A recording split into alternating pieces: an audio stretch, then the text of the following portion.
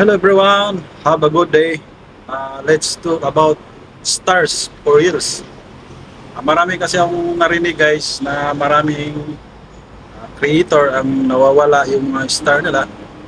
Di natin alam kung bakit ganon. So kung check nyo na rin yung mga nyo, kung nabawasan ba yung mga stars na i-send sa inyo ng mga kaibigan nyo, mga kapwa nyo creator.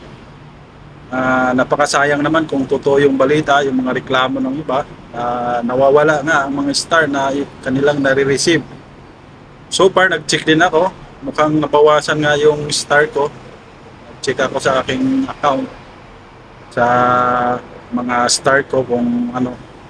Kasi ang mga star, pati ako nagsisend din ako sa aking mga reels video. So, expected ko nasa 300 na. So, hindi pa naman umabot. Di ko alam. Di kasi ako madalas nag-check ng aking mga stars kung ilan. Basta sa akin, nag-enjoy lang ako sa paggawa ng reels. Napakalungkot kung gano'n ang mangyayari, di ba? Kasi ang stars, guys, alam niyo sa totoo lang, hindi naman talaga saan nakukuha lang yan. Kundi, binibili natin yan. Binibili ng mga viewers o content creator, kapwa content creator, sa Google Play Store. Doon yan nabibili. Then, after nyan, isisin nila yan. Isisin o ako, pati ako. Kung makikita nyo sa aking profile, ang nakalagay dyan, sender. Isa din ako sa nagsisend ng mga star. Ang pinaka-minimum ko sinisin sa mga content creator kung magustuhan kong video is 10 stars. So, siyempre masaya yung tao pag nabigyan mong star. Pati ako pag naka-receive ako ng star, siyempre sobrang tuwa ko. Di ba? Ngayon, kung ganito pala mangyayari, kung mawawala yung star na naipon natin, kaya maghanap tayo ng paraan. Paano? Kung gawin na lang kaya natin, ilalagay na lang natin yung GCash number sa ating mga content. Bahala na si Mitch kung i-restrict yung video na to dahil nga parang kinontra ko yung sistema nila. Ang atin naman, siyempre, gumagawa tayo ng reels, nag-reels tayo, nagpupuya tayo. Kita mo naman yung mukha ko, nagpupuya tayo. Gumagawa ng reels. Kung mawawala man lang din ma-receive ng star, gawa tayong paraan na siyempre lahat tayo gustong kumita, di ba? So, ilagay na lang natin yung GCash number dyan sa content natin.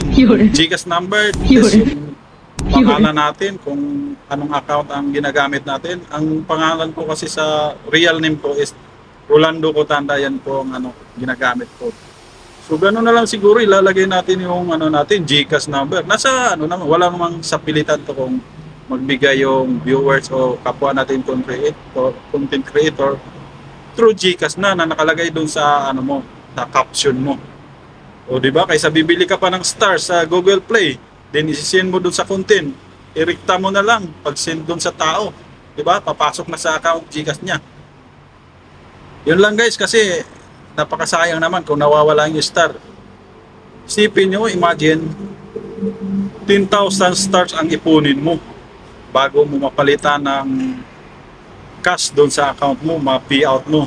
Or may balita ngayon, hindi ko pa napatunayan, $25. So, katumbas yun ng 2,500 stars. Imagine, ang tagal mong ipunin yun. Kung di ka, kagaya natin, kagaya ko, hindi pa sikat. Mahirapan, wala pa nga akong 1,000 na stars Dahil nga, hindi naman tayo famous, di tayo sikat. Kaya mahirap mag-ipon ng stars talaga. Ngayon, kung magustuhan mo yung mga content ng tao, kung may nakalagay na GCash, nasa yun naman yan kung papadalan mo siya ng piso. Sa'yo na siguro yun. Kahit ako, piso, makatanggap ako ng dahil parang sinuportaan mo yung content ng isang tao. Through GCash na lang, kasi nga kung star, nawawala pala. At ito yung patunay na nawawala yung star kay Mami Iris. Panoorin natin. Ayan, panawagan ko pala kay Mita. Bakit ganito, Mita? Not payable. Ayan, tingnan nyo yung star. Ano nangyari? Mita.